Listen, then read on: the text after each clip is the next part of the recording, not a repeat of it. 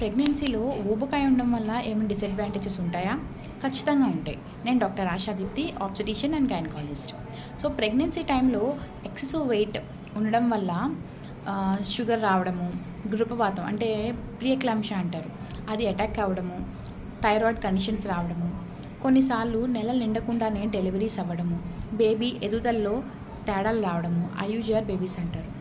ఇట్లాంటి కాంప్లికేషన్స్ ఉంటాయి. And delivery టైంలో కూడా మదర్ ప్రాపర్గా పెయిన్స్ ఇవ్వలేకపోవచ్చు.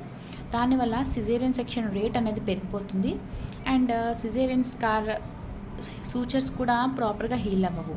ఫ్యాట్ ఉండడం వల్ల ఇన్ఫెక్షన్స్ వచ్చే ఛాన్సెస్ కూడా చాలా ఎక్కువగా ఉంటాయి.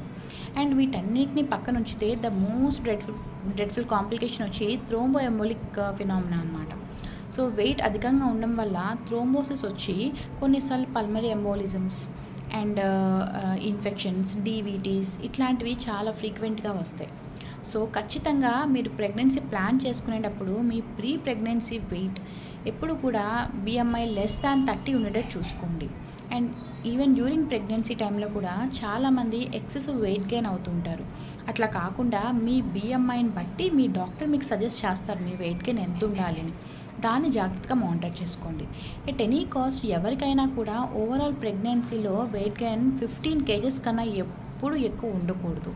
సో, దాన్ని బట్టి మీ వెయిట్ గెయిన్ ప్రాపర్గా ఉండేటట్టు మానిటర్ చేసుకోవాలి. Thank you.